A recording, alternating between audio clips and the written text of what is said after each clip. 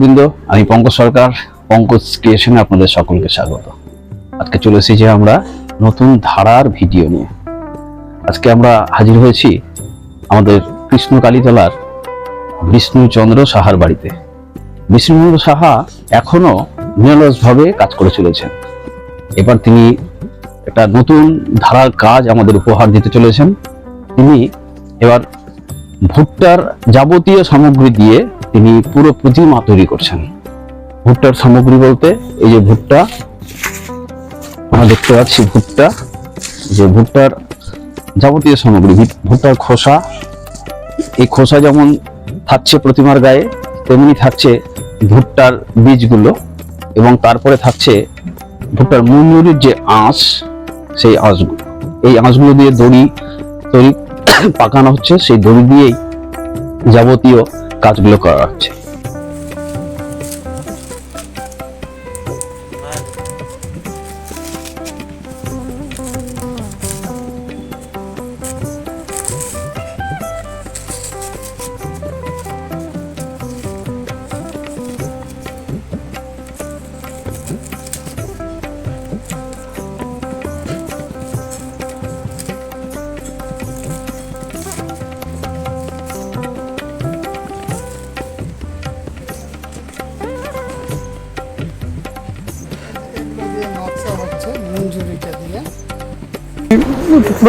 বিগত 2008 সাল থেকে মাটি ছাড়া বিভিন্ন মাধ্যমে, মাটি ছাড়া যেমন ফেলে দেওয়া বিভিন্ন মাধ্যম দিয়ে আমি প্রতিমা গড়ে আসছি, এবং আগামী প্রজন্মকে যাতে এই মাটির যা সমস্যা, মাটির ভূমিক্ষয়, এর জন্য নদী নালা বন্ধ হয়ে যাওয়া, এবং এই মাটিগুলো নদী নালা খাল বিল থেকে সংগ্রহ করতে হয়, মাটি এখন আস্তে আস্তে দুর্মূল্য হয়ে যাচ্ছে। সেই কারণে আমি চিন্তা করছি আগামী প্রজন্মের জন্য যদি মাটি মূর্তিটা ছোট করে আসুক, এবং তার পরিবর্তে অন্য কিছুর মাধ্যম দিয়ে যদি আসে। এইবার যে মাধ্যমটি আমার, সেটা হচ্ছে গমের ভুসি, ধানের তুষ, আঠার সংমিশ্রণে মণ্ড তৈরি করে প্রতিমার অবয়ব তৈরি করা হয়েছে। তার উপরে ভুট্টার সমগ্র অংশ দিয়েই কাজ করা হয়েছে। আর ভারতের সেই গোধনা নামক যে ট্যাটু আর কি, যেটা ট্যাটু নামে এখন প্রচলিত, সেটা তো আমাদের ভারতে তো অনেক দিন আগের থেকেই এটা আদিবাসীদের মধ্যে দেখা যেত, এবং সেই ট্যাটুটা এখন ইউরোপীয় আর্টের বিভিন্ন নতুনত্ব মাধ্যম দিয়ে সেটা এখন জনপ্রিয় হয়ে উঠেছে, এবং পাশ্চাত্যের সাথে একটা মেলবন্ধনের বন্ধের মধ্যে খুঁজে পাই, যার জন্য আমি এই ট্যাটুটাকে তুলে ধরার চেষ্টা করেছি।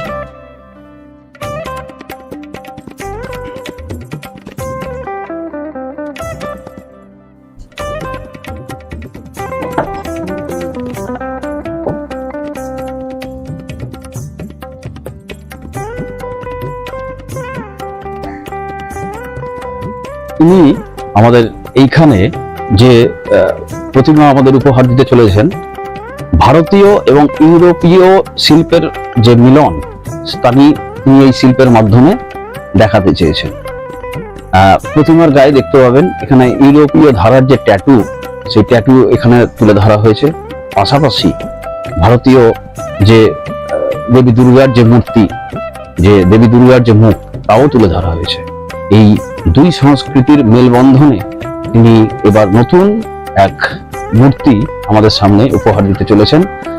আমরা মুখিয়ে থাকবো এটি মণ্ডপে দেখার জন্য। ভুট্টার মঞ্জুরি, ভুট্টার খোসা ছাড়ানোর পরে এই মঞ্জুরিটাকে বের করে নিয়ে সেইটা মোটা পাতলা বিভিন্ন রকমের সুতো তৈরি করে সেটা দিয়ে কাজ হচ্ছে।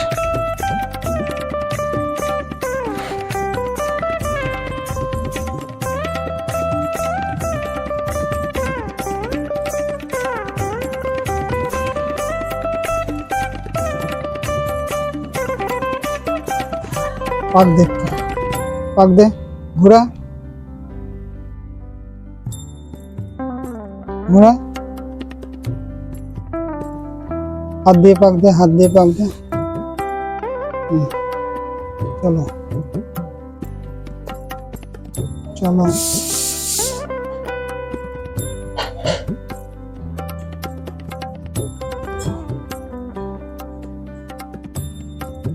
পাক দাও, পাক দিতে থাকো।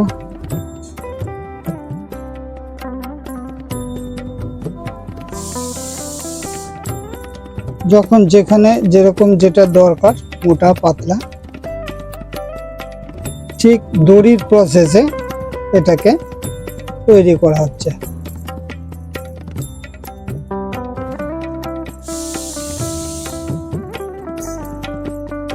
চলো, কোনোটা খয়েরি, কোনোটা সাদা।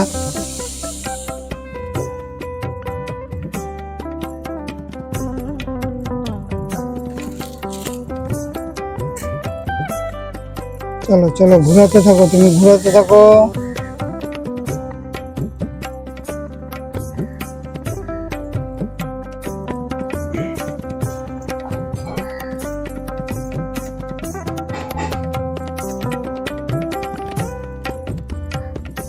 এই প্রতিমার মধ্যে বিশেষ করে যেমন জাপানি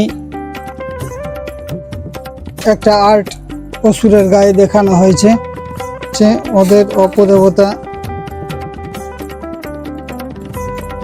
হ্যান্ড্রো।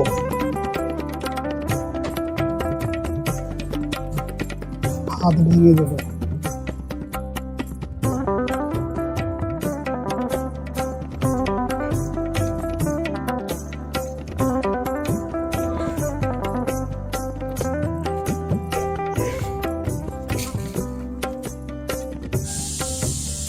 এই ট্যাটুর মাধ্যমে দেখানো হয়েছে। হ্যাঁ হ্যাঁ, পশুর গোটা শরীরে, গোটা শরীর দেওয়া হয়েছে। ট্যাটু এখন খুব প্রচলিত একটা শিল্প, যে শিল্প ভারতীয় এবং পাশ্চাত্য দেশের সাথে একটা তৈরি করা হলো। এই দড়িটা দিয়েই কি সম্পূর্ণ কাজগুলো করা হচ্ছে? হ্যাঁ হ্যাঁ, এই ট্যাটু করা ঠিক দড়ির মতো করেই তৈরি করে কিছু কাজ করা হয়েছে, কিছু দড়ি ইউজ করা হয়েছে।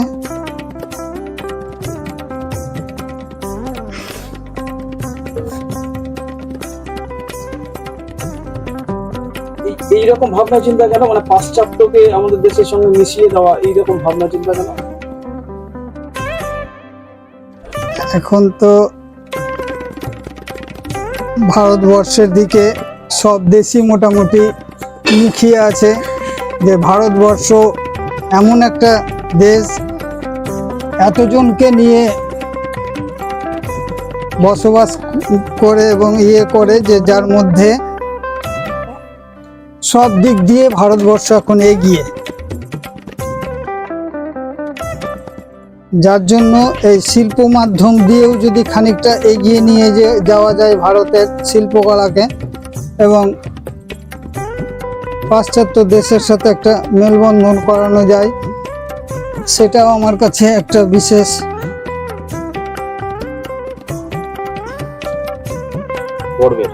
গর্বের, এবং জীবনে কিছু করে রেখে যেতে পারলাম, এটাই আমার কাম্য। এর আগে আপনি কি কি দিয়ে এরকম মূর্তি তৈরি করেছেন? 2008 সালে আমি যে প্রতিমাটা তৈরি করি সেটা হচ্ছে ওই মাটি ছাড়া, ওই 2008 থেকেই আমি শুরু করি, এবং সেটি ছিল সুপারি খোলা, যে বাকলটা খুলে পড়ে গাছ থেকে, সেই সুপারি খোলার বিভিন্ন অংশ দিয়ে, হ্যাঁ, এবং খেজুর গাছের সেই ছালটা দিয়ে বিভিন্ন রকম ভাবে কাটিং করে করে সেটা দিয়ে আমি প্রতিমা তৈরি করেছিলাম, এবং যা দর্শক সাধারণের মধ্যে গভীরভাবে সেটা জনপ্রিয় হয়ে ওঠে। এবং সেখান থেকেই আমি পাই যে না, মাটি ছাড়া মূর্তি তৈরি করেও মাটির মূর্তির থেকে এই মূর্তিতে আকর্ষিত বেশি হচ্ছে, যার জন্য আমি সেই বছর থেকেই একটা একটা করে গড়ে আসছি প্রতি বছর। এটা আমি শিল্পী পেশা হিসেবে নিতে পারেনি। ভালোবাসার টানেই কাজ হ্যাঁ, ভালোবাসার টানেই, এবং আগামী প্রজন্ম যাতে এই শিল্পকলা হারিয়ে না যায়, আগামী প্রজন্ম যাতে সহজলভ্য কিছু জিনিস দিয়ে, ফেলে দেওয়া জিনিস দিয়ে কিছু মূর্তি গড়ে রুজি রোজগার করতে পারে, সেই আশাতেই আমি এইরকম ভাবে, যেমন সুপারির খোলা, তারপরে খোলাম কুচি দিয়ে, তারপর ফেলে দেওয়া র্যাপার, যে র্যাপারটা ফেলে না দিয়ে একটু কাটিং করে নিলে একটা ঘর সাজানোর বস্তু হতে পারে, সেই রকম দিয়ে, তারপরে যে টায়ার টিউব গুলো রাস্তার ধারে ফেলে দিলে জল জমে ডেঙ্গু মশার উৎপত্তি হয়, সেই তার উপর একটা বার্তা দেওয়ার জন্য আমি টায়ার টিউবের প্রতিমা তৈরি করেছিলাম, সেই কেটে কেটে, এবং বার্তা দিয়েছিলাম। একবার সেই মা দুর্গার হাতের অস্ত্র সব ছিল লঙ্কার গুঁড়ো দিয়ে, চতুর্দিকে যেরকম ভাবে নারী নির্যাতন বা একটা চলছে, সেই সময় কেউ থাকে না, এবং যদি কোনো ক্রমে সেই লঙ্কার গুঁড়ো একটু ছিটিয়ে দিয়ে যদি এসে পুলিশের কাছে পুলিশের কাছে এসে খবরটি পৌঁছায়, তাহলে তারা বেনান্দান নিয়ে ইনিশিয়েটিভ নিয়ে তাকে রক্ষা করে, এবং করার এই বার্তাটি আমার ছিল, এবং এই বার্তার উপরে বেশ করে আমি ইন্টারন্যাশনাল একটা পিস মেডেলও আমাকে দেওয়া হয়েছে। আপনার নাম? আমার নাম শ্রী বিষ্ণুচন্দ্র সাহা।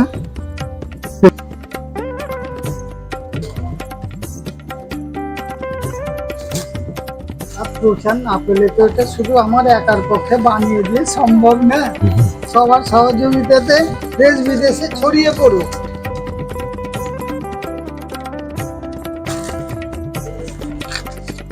আগামী প্রজন্ম কিছু একটা সহজ রাস্তা পাক, যে রাস্তা দিয়ে কিছু রুজি রোজগার করে খেতে পারে।